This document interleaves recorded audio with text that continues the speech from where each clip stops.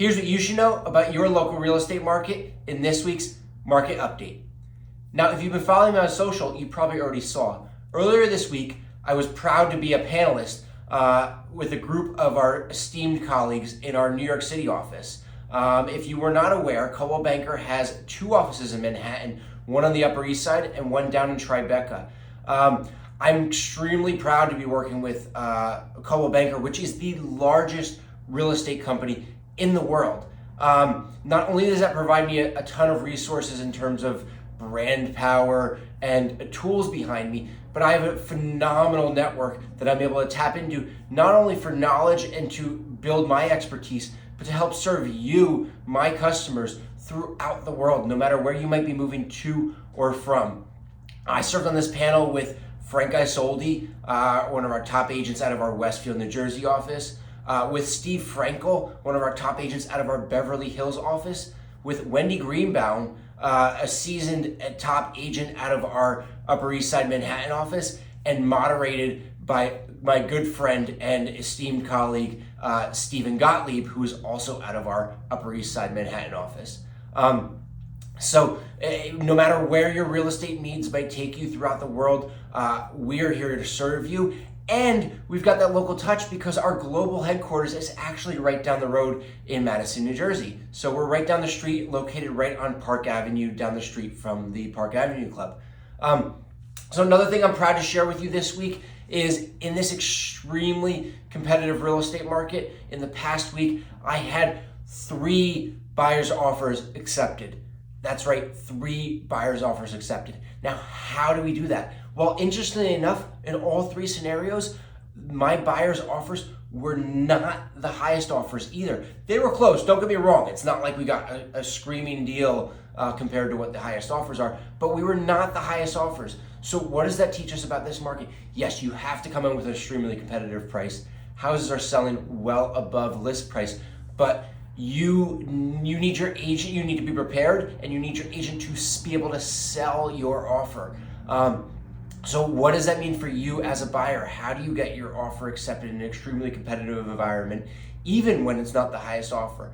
Well, 2 things. Number 1, you need to be prepared. You need to be prepared before looking at houses on what it means to make a competitive offer. You need to be confident on what it is that you want in a home. And you need to show that seller that you mean business. You need to show them, and your agent needs to be able to show them that you know what you want, that you are not wishy-washy, that you are serious about that house. Because in these scenarios, the feedback that I received as to why the sellers went with our offer as opposed to another offer that may have been higher was simply they felt more comfortable with your buyers.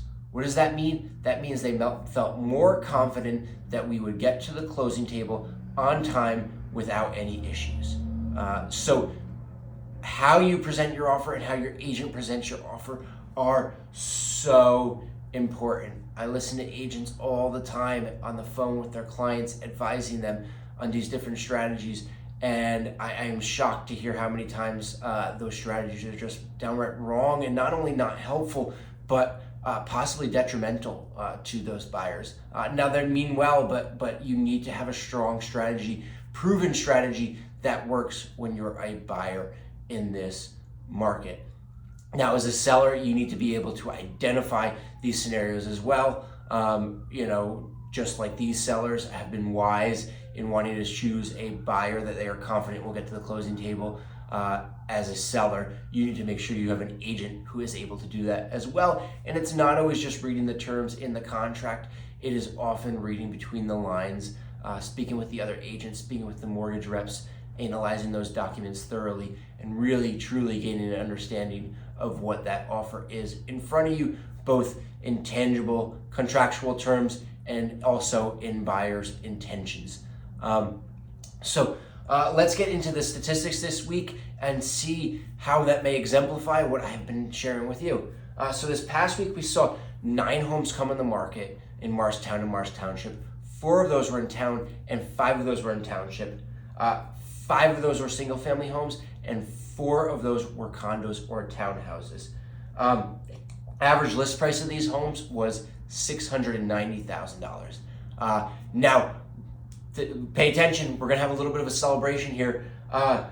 Active homes on the market, total inventory. This is the total number of homes actively on the market. I never thought I'd be celebrating this, but we have 32 homes actively on the market in Morristown and Morris Township. That is the first time in, let me look at my computer here. Whoa.